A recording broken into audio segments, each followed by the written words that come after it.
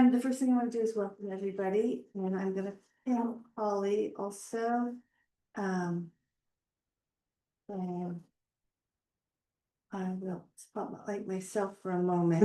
When I was in college, getting pinned was the next step towards engagement, right? That's right. Yeah. Fraternity pin. My God, talk about old memories. Were you pinned? A few times. And now it's safety pins. Exactly. Well, later in that same cycle, there was safety pin. Yeah. Diaper pins. So, we just want to start off because, I know Bonnie asked about, would you talk more about the money, the unexpected path to awakening course? So we just want to get that out of the way, have that on recording in case anybody wants to hear about that. Polly. Yes. Yeah, the way in which reality works is at the heart of what we call manifestation, as one would expect. Somebody just came in. Jenny, Miss Janine just came in. Yay. Yeah, so the way in which everything that engages us, it is a path to awakening. But for most all of us, at some point in our lives, or maybe even currently, money is an issue that engages us, and that is that's expressed through politics all the way down to the local Costco, right? And so we being with that in a way that allows consciousness to deal with that in the highest frequency possible is the shift out of the cause and effect reality where we believe that money is the outcome of a transaction, or money is the outcome of I do something and you pay me for it, right? But to start to see the larger consciousness aspect of manifestation, especially as it applies to money, because we get so caught there. It's out of the fear-based early programming that gold or money became such a indicator and necessity of well-being. So You're not teaching the whole class right now. You just. You're just doing the highlight. yeah, so what we want to do in this class is explore that together and see what are the intersections between consciousness and manifestation, especially as it applies to money.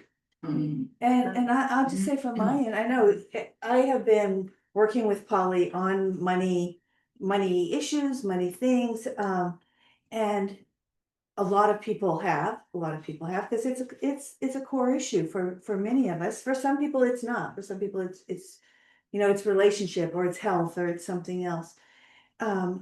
But what I've discovered in working with Polly is a kind of freedom. It's like I'm not where she is. I'll just tell you that right now.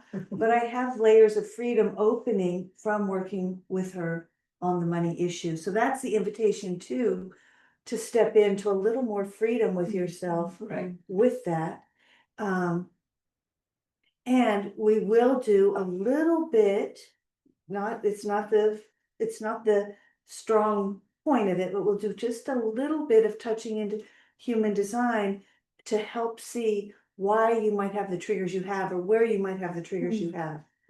So that's kind of in the background. You don't have to jump into that. You don't really have to engage with that, but we will be playing with that a little bit because there's specific centers that actually have stories that can help explain why you might have repetitive things that somebody else doesn't have. It just kind of brings a little light to it and helps you have some compassion and some understanding for the patterns as they play out in your life. Yeah. So it seems like too that there's this generational pattern that definitely can permeate our experience with money.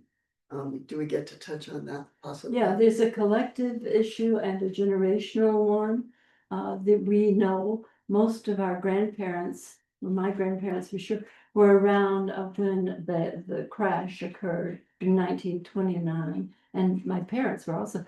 So there are a lot of aspects to consider, to take a look at, to see how the lens that we perceive the issue of money through has distortion in it. And that's a. Yes, yeah. exactly. And so thank you for asking that question. This is hybrid, just like the satsang. So Mhm. we will be people in here in the class and people on Zoom, for those of you who join us. Because we wanted, what we're finding is there are some small groups that Polly works with, and something happens when you focus on something and work it. Like really focus. And the satsangs, the open satsangs are wonderful. And there's a little different flavor. So we wanted to bring in a focus and just work at another level.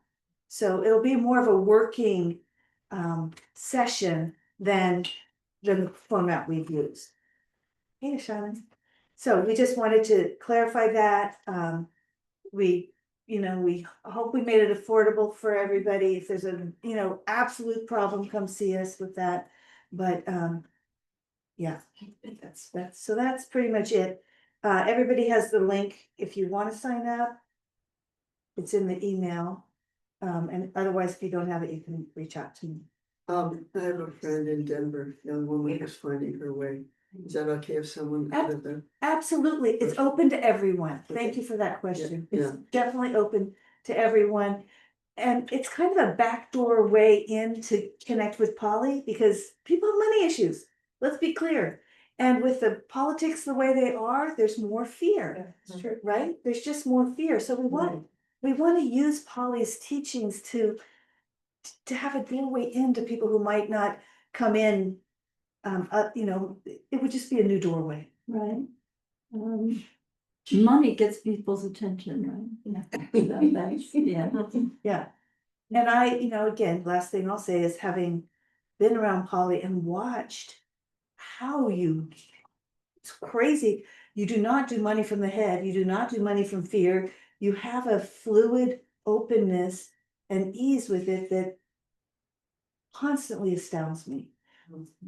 I have a quip I use when people ask me about how I make a living. I don't think we have to make a living, we are a living. But the quip I use is I'm dependently wealthy.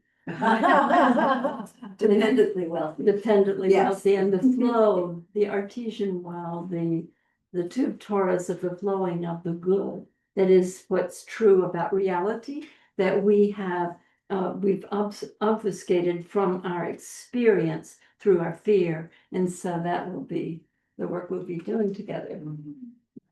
Okay, on that note, we're going to shift to, any other questions? Are we good? Everybody good? We're going to shift to our regular satsang format of Polly will lead the invocation, and we're going to 5 minutes of silent meditation, followed by a Dharma talk by Polly, and then again, our turn. It's our turn to connect with Polly and really call her out.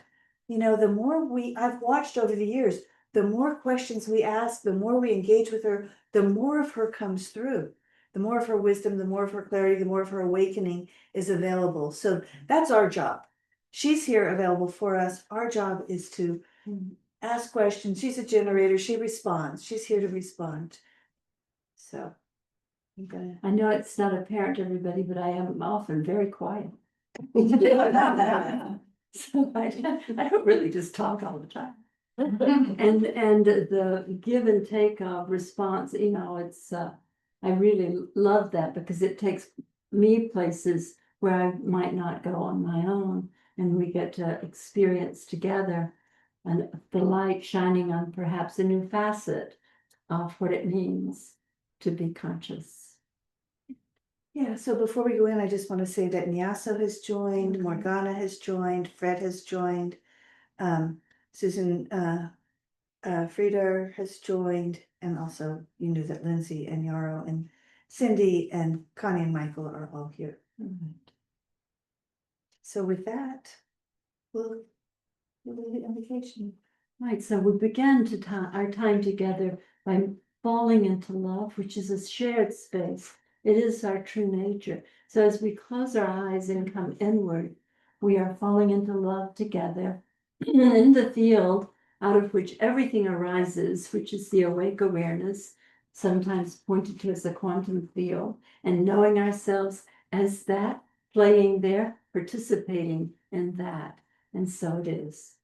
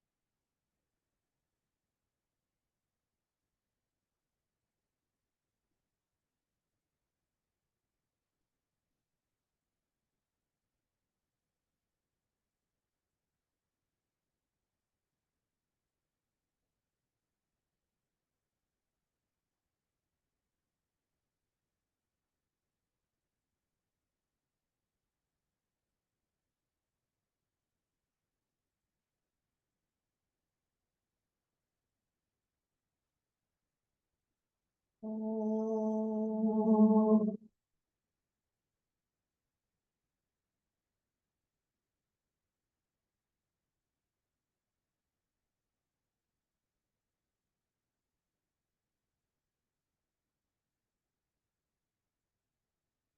I know many of you know the story of what happened to this body-mind unit in 2010.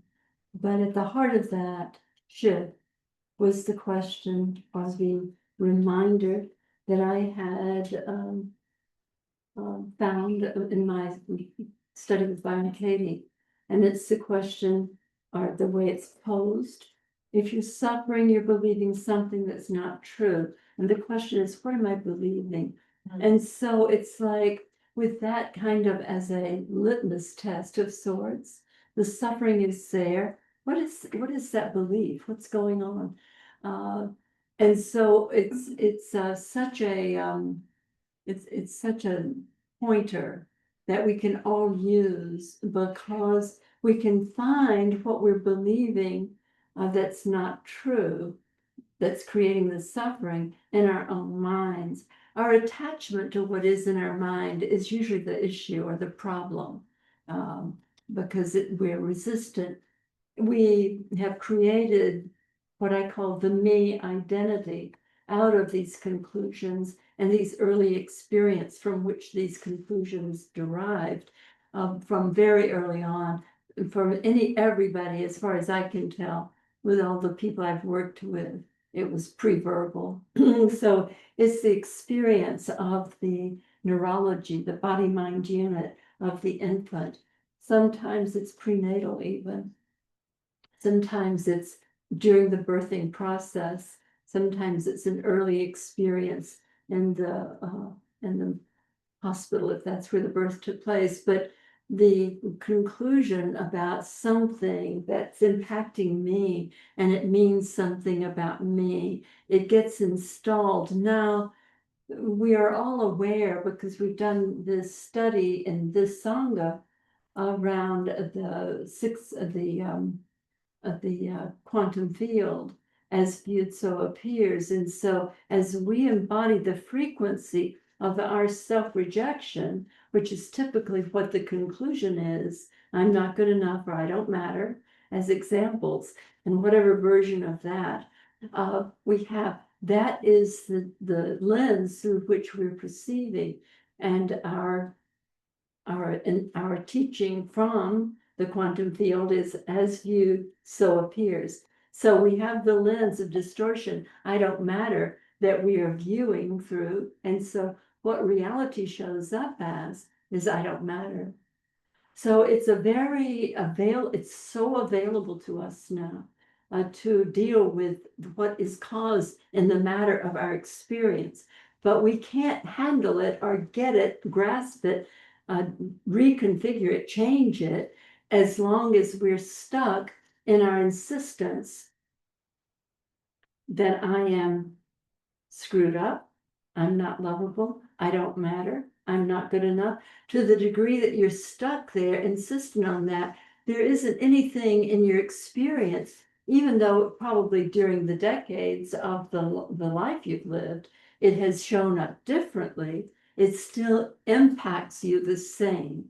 I'm not good enough, I'm not chosen, I'm not included, right? And so we have at the closest in place, the very inward place of our identity and our sense of ourselves, this clearing occurs there. It's I point to it as the lens through which we perceive, but it's the installation of that conclusion that occurred with that early wounding, which may have been only energetic, but later had language as we acquired language. So what we're about is not believing what is caused in the matter when it looks as if I've got a problem, right? There's I talk about the universal human paradigm is what our minds always attached to, is there is a way it should be. It's not that way, and it's somebody's fault. I think yours, for sure. It's your fault. Yeah, so we now have our what's causing the matter posited out there. And out there is just the way reality shows up based on how we perceive it. When you have a distortion pattern in the lens that you see through, I think one of the tricks, or one of the traps, I should say, is that it's going to be, because it's mind created, it's going to have the polarity built in. So there'll be some times when it's like, no, I got it made. I really am the best thing that ever happened. You know, and you have this inflationary kind of sense of self. But underneath that, even when we're experiencing that, and I think everybody in here can probably have a memory of that, being on top of it, just got elected president of the student body, and I got pinned. The fraternity boy came through, right? Whatever it is, and you're on top of everything. This underneath that is this kind of fear-based energy frequency, maybe even like a little bit of a whispering going on. We'll see how long this lasts, right? But our doubt is built into that, because the other end of the stick is the self-rejection, so we're caught in a duality, black and white, good and bad, and it's underpinned by fear.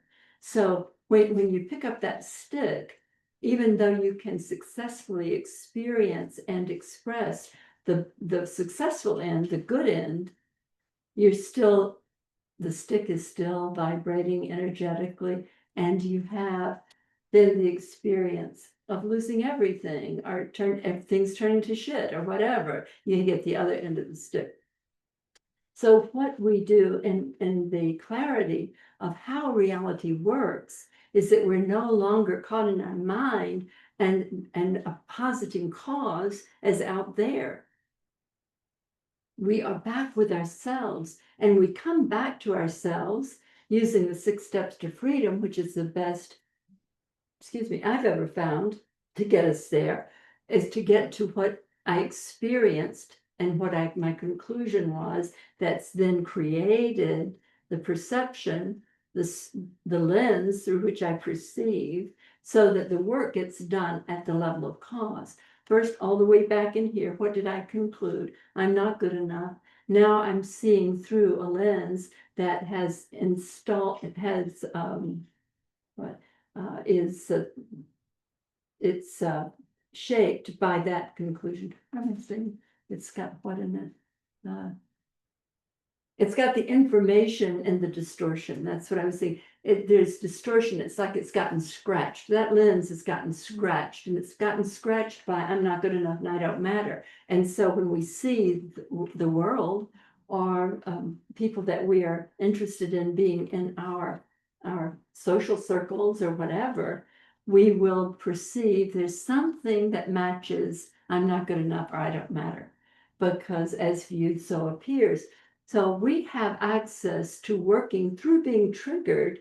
That takes us to finding the experience out of which the conclusion derived of who do I think I am.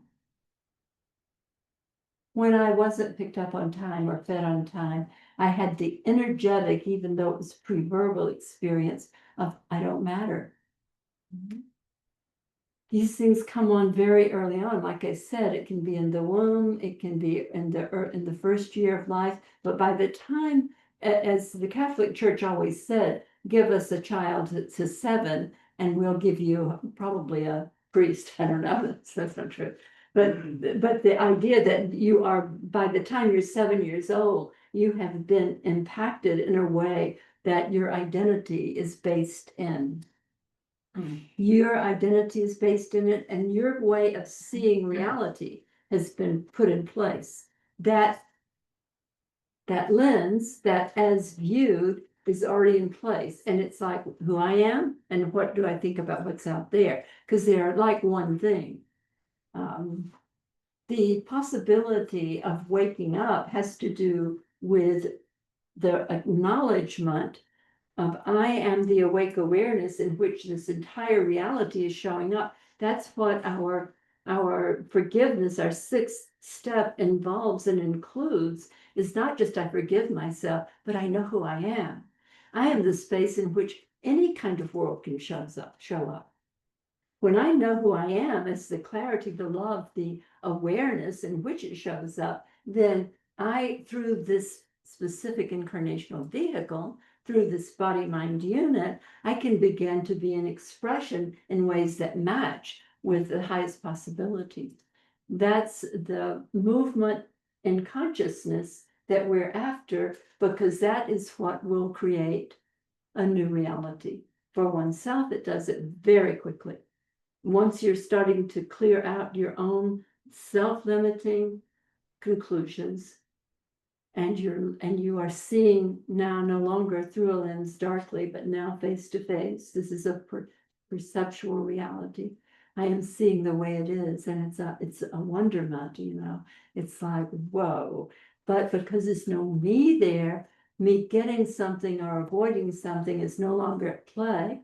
And so what I experience is the connection to reality that shows up in this amazing 3D form, right?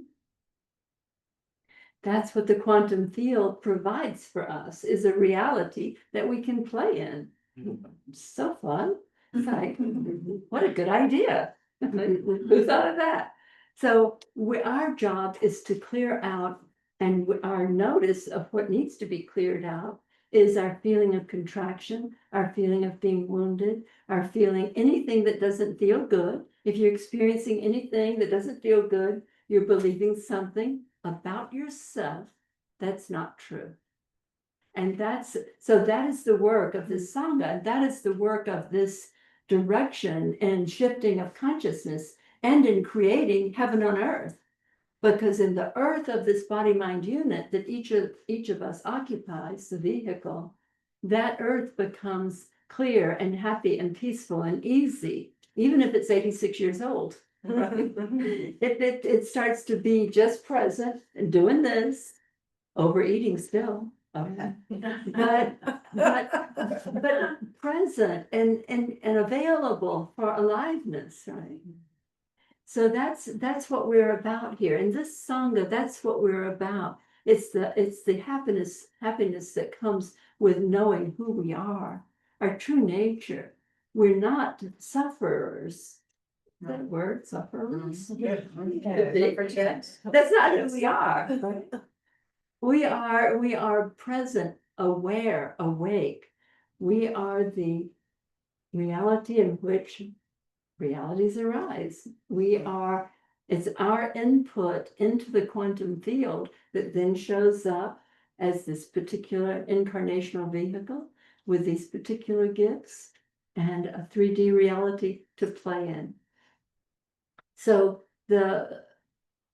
one of the things that I love about the direction that my teaching has taken is that it has a lightness of being. It's not heavy, it's not serious. You're not bad, you've never sinned. It's like the lightness of being is just alive. And because that is the nature of what we want to create for ourselves and for the shared reality that we are.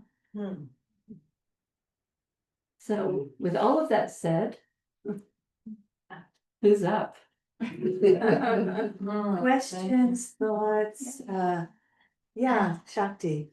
Hi, I have a question about when I'm triggered and I am attempting first to, excavate it within myself, but then I'm in an interpersonal situation. I wonder, what the skillfulness is to bring that about to the other, or even to make a request of the other, given the nature of the trigger that I might be having, to have something different occur in the friendship that I'm having, if that makes any sense. Yeah, it is what we all would like to have happen, isn't it? If only he can change. Right? But the clearing within you is not dependent on anybody else changing. And we can always ask, especially as we become authentically on our own behalf, we can ask for, well, it really would work better for me if you turned off the light when you came to bed, or whatever it is. I mean, if there's nothing moving towards authenticity, initially from the psychological perspective, looks like representing yourself. I need to tell him what's true for me, and I haven't been on my own side. But the opening and the frequency shift with oneself as we do the work, the 6 steps, is available then for peaceful means, and it will be, it's just, the thing that we have to, the thing that gets worked in the 6 steps is the idea that anything external is the cause of my experience, including that partner. If once that's cleared and we do our own work, then there may be something that gets said or in a discussion, but it will not be from the frequency.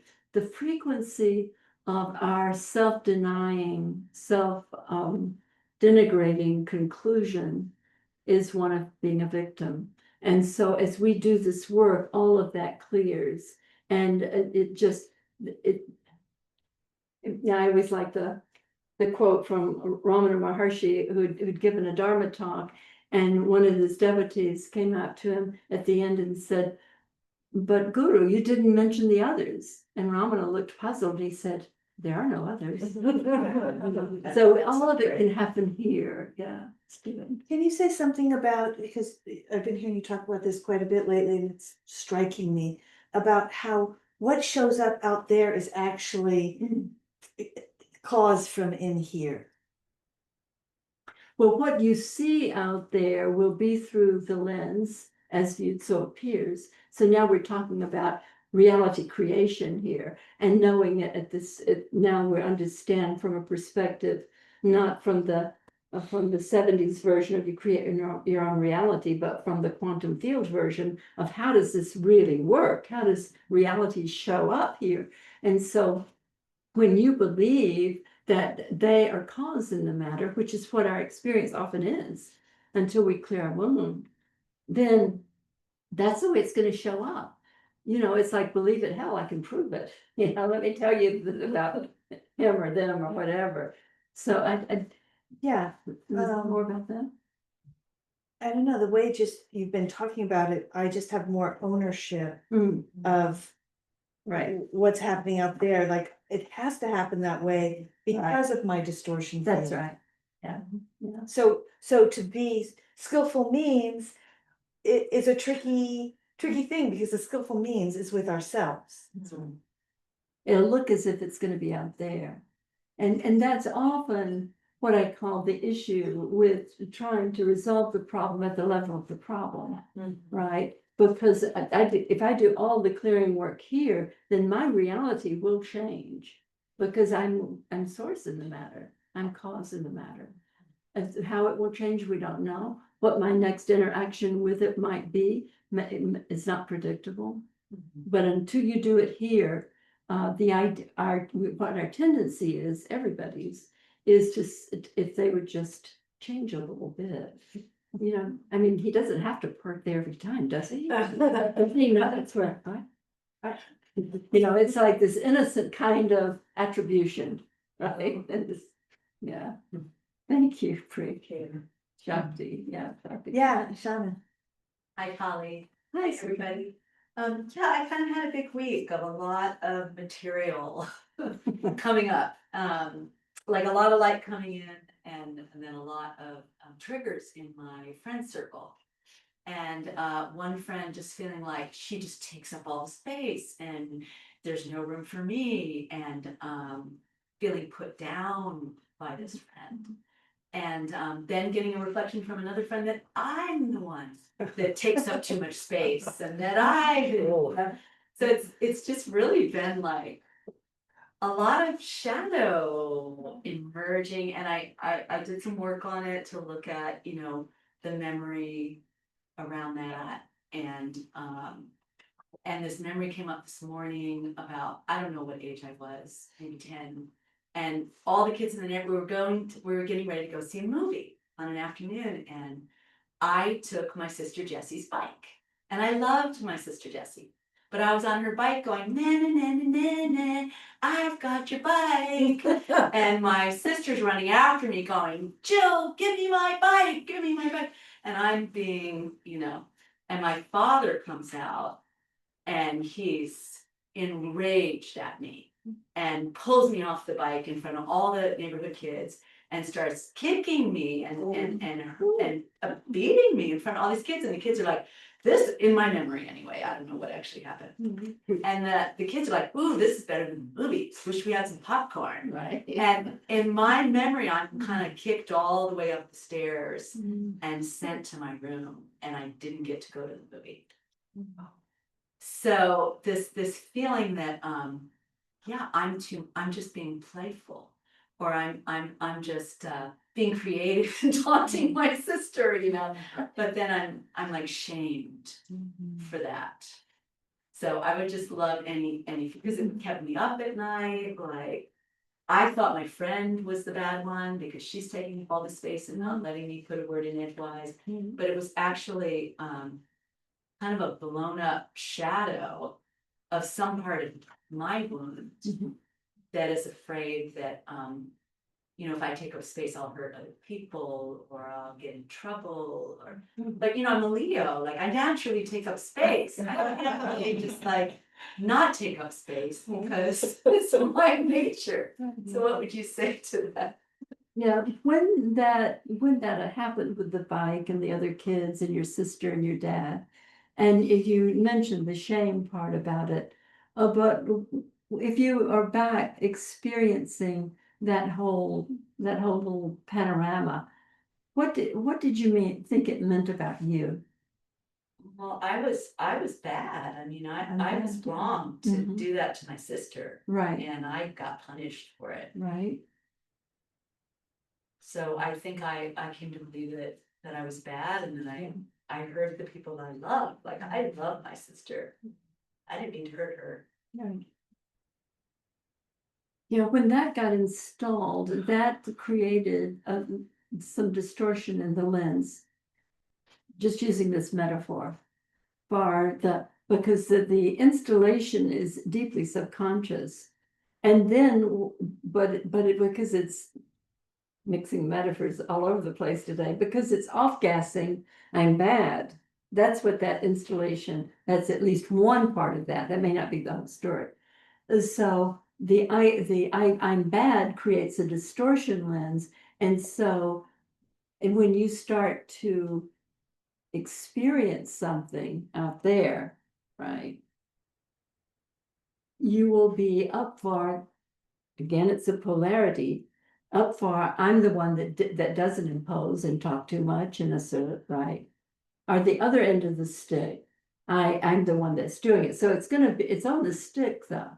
So you have identity that's polarized, Right. right? And so the way it appears, often it will appear to you that others are doing that. Right. Right. How do you drop the stick part? Like, if you hear you talk about the stick, it That really damn struck me stick. last time. Like, how do you drop that stick? You would have to wake up out of You have to see either side. that's right. You go meta to the stick. You see that was the polarity that you got caught in. You're not good or bad, or that it simply doesn't apply. Either I'm too much or the other person's too Yeah, much. that is off the table. When you are, if we think of the stick as the base of the triangle, then the apex of the triangle is above meta to the stick. And it's like from that position, you're not good or bad, neither are they. It's just what's happening. It's now you can say what's true for you. When we move off of the stick, we move into what I call the field of allowing, right? It's like the spaciousness, and from that place, because we're not caught in I'm bad or I'm good, then we are free to be authentic. Well, you can't find authenticity at the level of the polarity, at the level of the stick.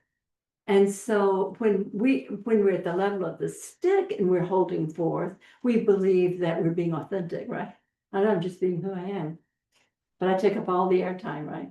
That's sort of about me, but the whole thing is to see a bigger picture and to see that it doesn't mean anything about you.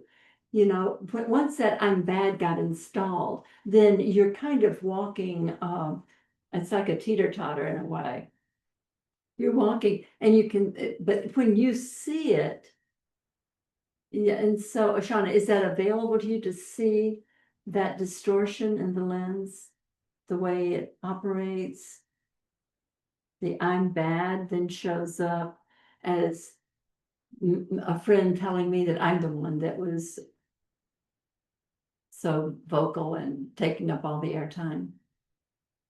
I think the stick is like either I'm bad or they're bad, it's like. Right?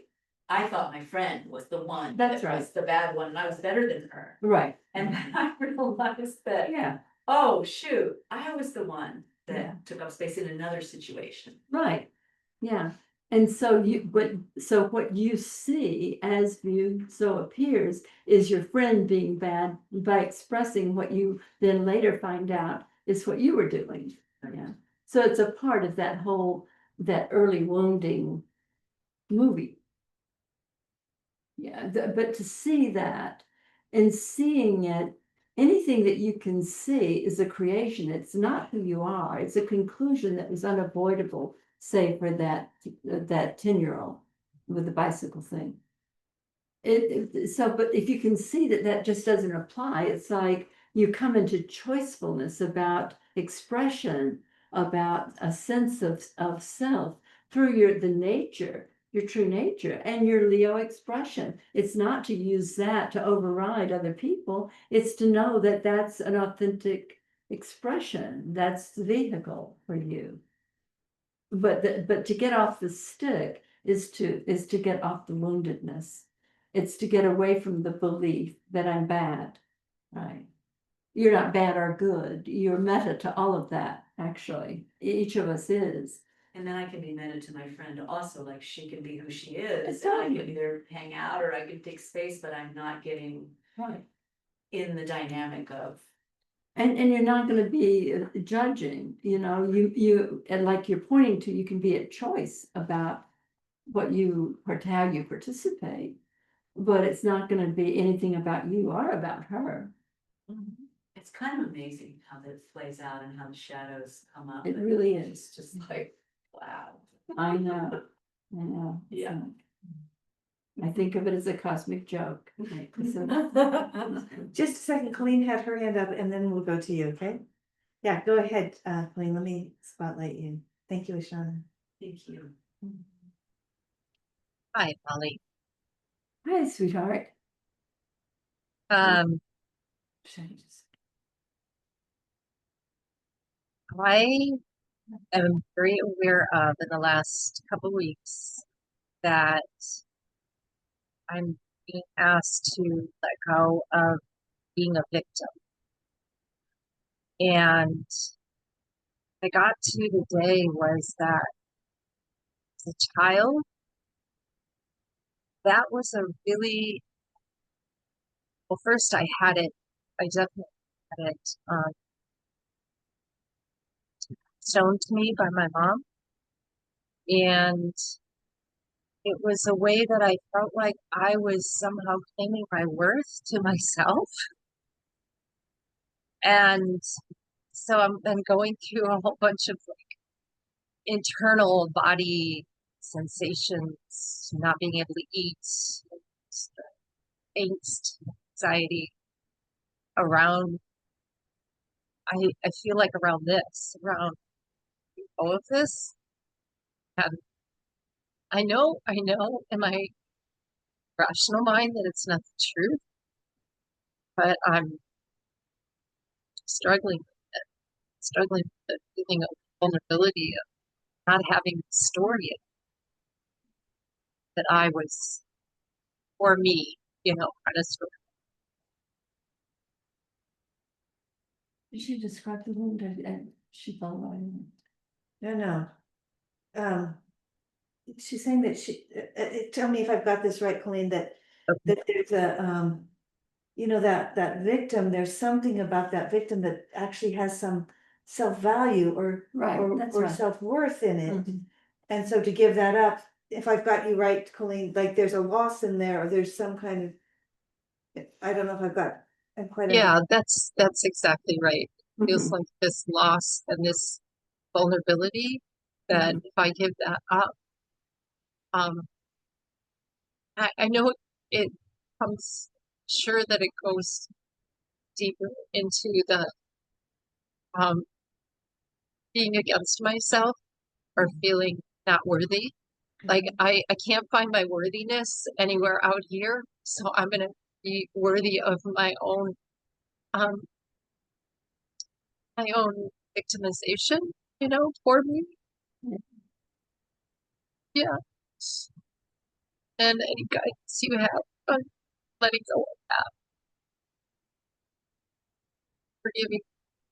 Any guidance on letting go of that, forgiving Mm. that attachment to that. I have a question, Colleen. Can you hear me clearly right now? Yes, yes. Yeah, I have a question. Have you suffered victimization from the external particularly? No, no. It's an inside job, right? You got this. I guess so. I'm very fortunate that I have so many people in my life who like see me as this shining light and I help them, and Well, that's a yeah, lot of pressure right there, but that's what. that's a lot Well, of pressure, right? To be, yeah, I not guess. only do you need, are you a victim, you gotta now be the good girl, right? Yeah. Yeah, yes. Um, but Is there a memory of this feeling? Let me ask you another question. Is your victimization experienced as it's all up to me?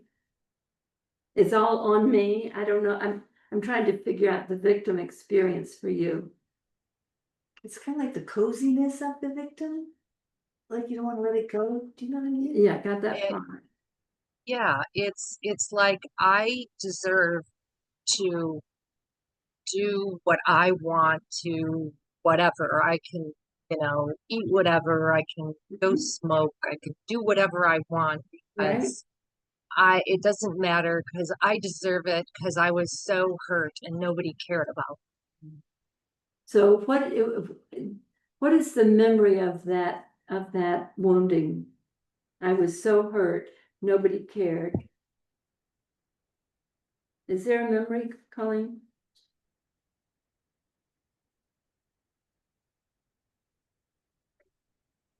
It feels like being very young, like 1 and 2, and my mom was ill, mentally ill, and in bed, and I had a brother young, 1 year younger than me, Oh and boy. I and my dad was sexual, and so yeah, I just felt like, yeah, don't feel sorry for me, take care of me. I don't care if it comes with pity, and then it feels like eventually I just gave that to myself, like doesn't matter. Um, you don't have to take care of yourself, just take care of everybody out there, and yeah, that feels like the earliest time. So you concluded that it meant something about you when you had that piece. I'm just here to take care of everybody out there. That's what I need to do. And I've got this, whatever you believed it meant something about you. I Yeah, heard some of this, but I want to be more specific. that I don't matter, Right. that my existence does not matter here. Exactly. Who do It you think only you are? it only matters That's if right. I'm doing something to help somebody else. That's right. Yeah, You're like a ghost. You barely exist. right. You have no intrinsic value, right? So yeah, Well, that's what got installed. And if that's what you were believing, now we go to the analogy of the lens through which you perceive reality. And that lens is distorted by that belief that you just expressed clearly. I am of no intrinsic value. I'm only good to the extent that I can do for whatever they need me to do or serve them, right? That's what got installed, Colleen.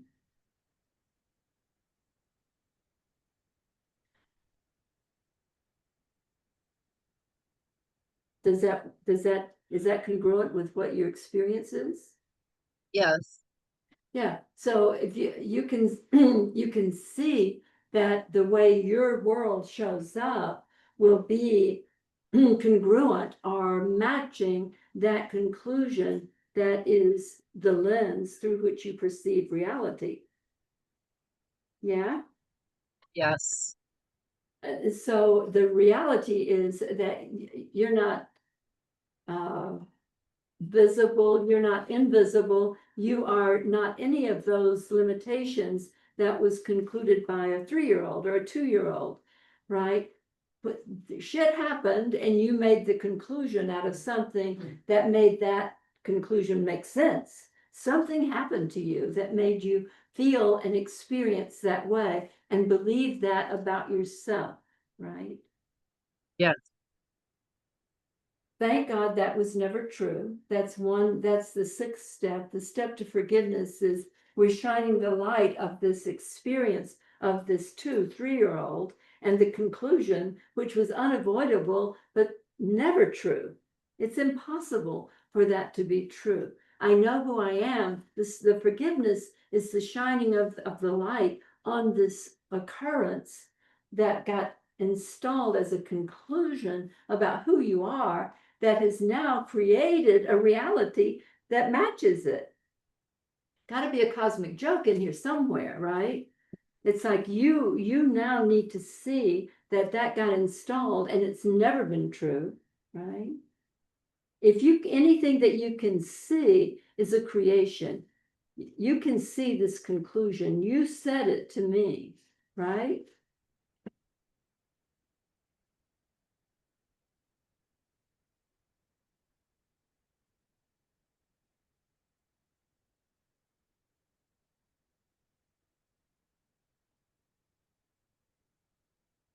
Is there something happening with the transmission? She's nodding, she's in her. Okay. I'm sorry. Yes, That's I'm all right. good. I'm Since just I feeling, can't see and I couldn't hear anything, I'm like. right, I'm feeling the possibility of allowing it to all be there and there to be forgiveness. Like to not be so attached to Right, that story. right. It is exactly that. It's the dispelling, the dissolution of that story. Because it's not happening now. That's not your experience now, unless you participate in being the heroine of that story ongoingly, right? I mean, you can have the story experience now. It sounds like you do to a certain extent, but as it's like lifting up and shining the light of awareness on that story and seeing that it's optional. Okay. And that shining light in the way that I experience awake awareness and the way I teach it is that it's alchemical. That shining light on that story is so bright that it dispels it. Yeah. Okay. Yeah, and I can feel too how the light can dispel the ideas I have around giving up. That that's my birth, which is silly. All right, thank you, Polly. I want to take up all the Thank time. you, Thank Colleen. you. Yeah, and guys, come back to hang out with us because there's some levels here that you're going to go through with this. Yeah, I can tell. Thank you. Right. Yeah. Oh, that was such a powerful sharing. Yeah. Just any, when you become aware that, oh, your shadow's appearing, it's triggering something old, there's a trigger. Are there any tips for skillfully, well, the 6 steps and looking inside and having that awareness and that definitely ripples into a new experience outward as well in my experience. However, are there any tips to skillfully be able to communicate? Like, we could do only inner work, That's right. okay, and then, Yeah. but life wouldn't be that interesting. Because Well, we do Maybe. sometimes. I find it totally fascinating. But I mean, when we see a trigger and we see somebody else's trigger and, you know, things happen, there's an invitation and a non-invitation, or you see it in the friends and you know that it's appearing because it's yours. Yeah. It's bringing everything back to what is causing the matter. Because to the degree that it's out there, Yeah. you're impotent. You're without any wherewithal. There's nothing to do with out there except to go to how out there showed up for you. Out there showed up for us through the distortion lens. Sure. Consciousness is perceiving through the distortion lens, right? Yeah. The most amazing thing about this work and any other work that moves in this direction of consciousness clearing is that you don't have to have nobody else. Everybody else keeps doing whatever they're doing, but your experience is totally shifted. Because you're no longer believing something that created a distortion, and how the quantum field responded to that distortion and then showed up as limitations and rejection and mistreatment. And Yeah. I mean, it's such an inside job that it's just astounding. Yeah. It's 100% available for you to, and we're already doing it. Yeah. But when we believe that somebody out there is doing it to us, then we're caught in the polarity. And so, I mean, this is really the good news. If I could rewrite the gospel, which I may sometime, but the good news, which is what the word gospel means, would be it's all you, and you can do it. It's all you, and you can do it. So the question was, I could see that, and yet is there a skillful way to share with a friend or to? If they ask. Huh? If they ask. If they ask. Yeah. If they don't ask? I mean, no, I'm not saying, well, so you have the experience of, say, in rejection. And then you see it, and then you don't, if you really see it, you don't get caught. My experience is you don't really get caught in it, and the appearance is not that important. Is there value in sharing with the friend or the other? If they don't ask, like, it's not like to say, oh, you're my shadow appearing. And this, but you know what I'm saying, like. I do know what you're saying. Still gonna share with your friend while knowing that with a friend or the other circumstances, while seeing that it's yours. Mhm. Like I'm just, just curious if there's some. Can I speak on that? This is Becky. Yeah, Becky. Thank you. I have a friend who is interested in looking at herself. And so when I get irritated at her, just the other day, we're in the car and she asked me a bunch of questions that interfered with the story I was telling, interrupted the story I was telling, and she repeatedly does this. And I felt, just a mild thing of irritation, but I love her so much. I said, oh, sweetie, I think that pattern of yours is coming up again. Because I notice I'm feeling, I had a wave of feeling triggered, and I think it's just your patterns up right now. Do you want to look at it with me?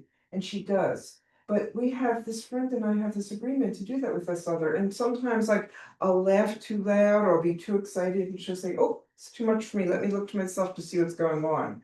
So if You have an agreement. your friend did something that triggers you.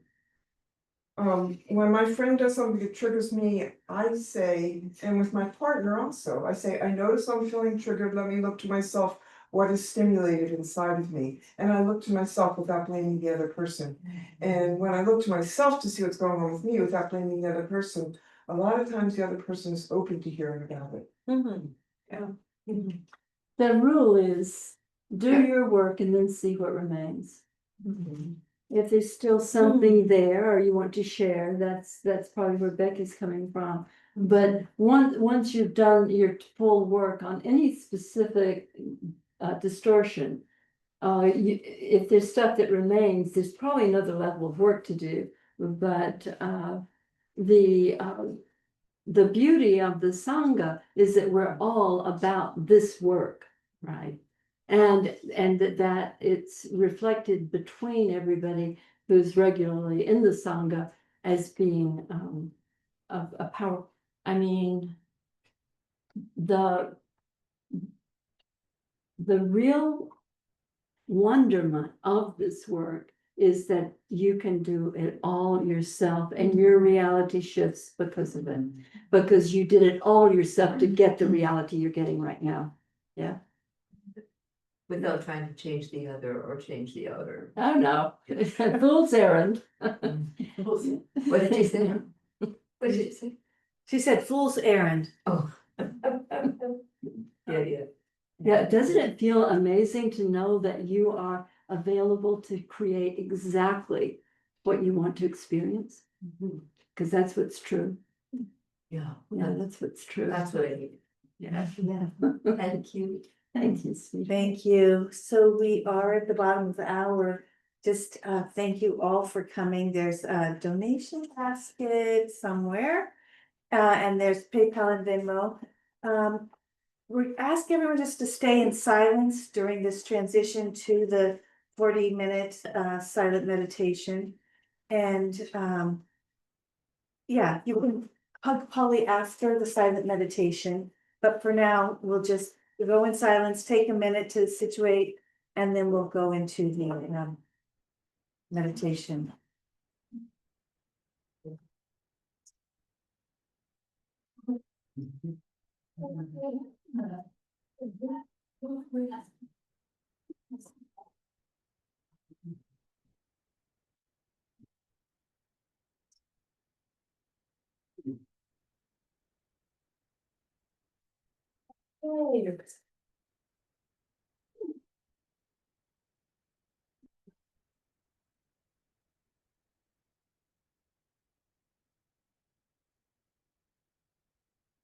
So whenever you're ready, Polly. Okay.